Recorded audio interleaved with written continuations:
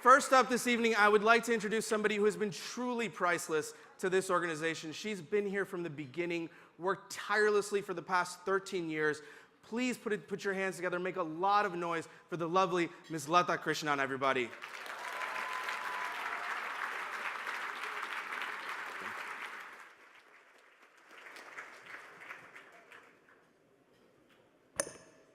Thank you, Anish. That was wonderful, wonderful start. Welcome, everyone.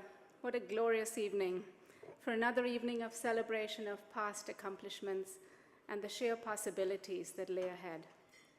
I'd like to first recognize and acknowledge Nisha Biswal, Assistant Secretary of State for Central and South Asia.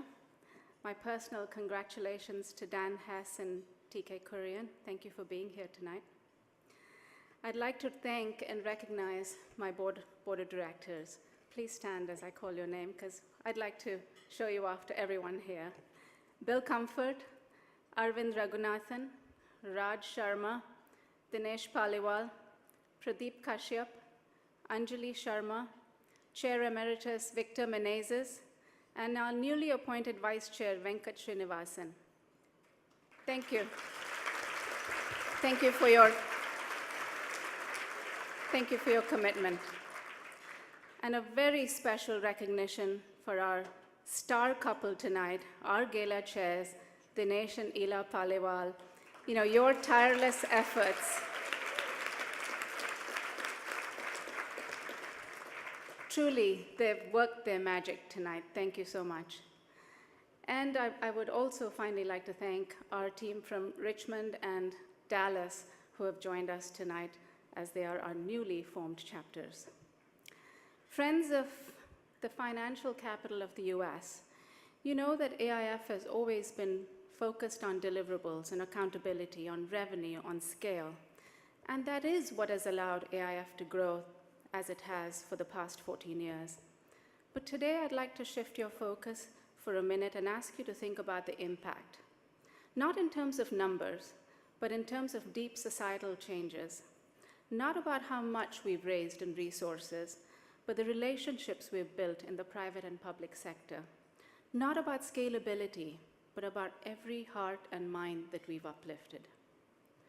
While in our early years, AIF's focus on venture-based investing helped seed and scale some of India's emerging NGOs, we were also busy at work surfacing and scaling innovations of our own to address India's most pressing issues, all the way from providing education to children of migrant workers to asset-based microfinance for rickshaw pullers.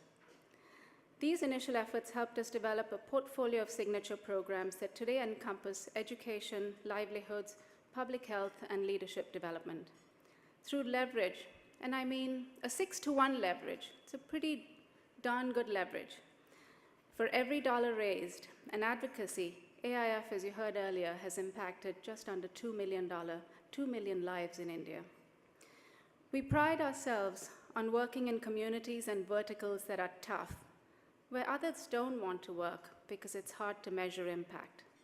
Tonight, we talk about one of these communities, the differently abled communities. The International Labour Organization report that 1 out of 7 people in the world is disabled. Approximately 70 million disabled people live in India. Many disabled in India still battle a stigma when it comes to professional employment.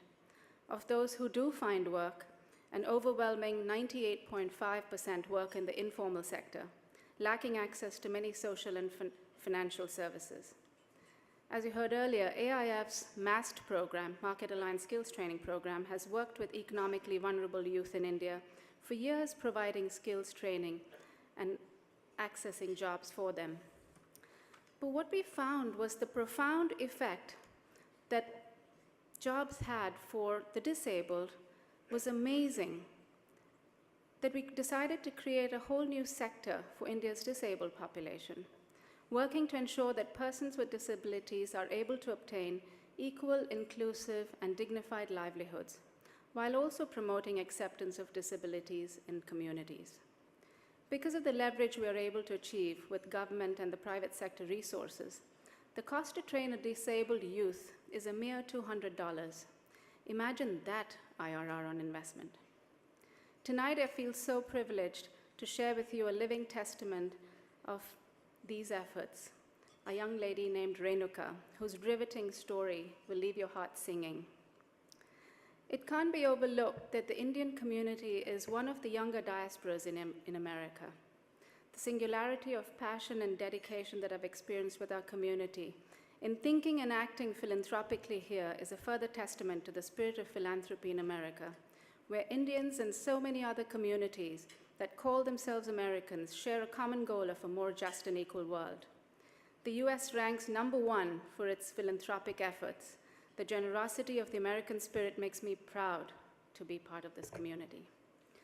I have so many inspiring stories of people I've met during this 14-year journey. And while I've had a fascinating entrepreneurial experience in the magic that is Silicon Valley, I have to say that what's really fed my soul, is the work of AIF. Learning about the plight of a parent who so desperately wants a better life for their child. Learning about a young girl who wants to be a somebody, but who's stuck in a society that doesn't allow her to get educated.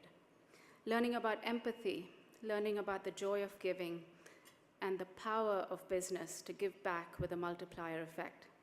Working in this field has only made me want to work harder, work more. It's fulfilling and it's intoxicating. So as you reflect on this magical evening, I hope you'll return home touched by somebody or something, and be inspired to take action. Whether that is joining our community of 15,000 members across the nation, or taking a trip to India to visit some of our projects.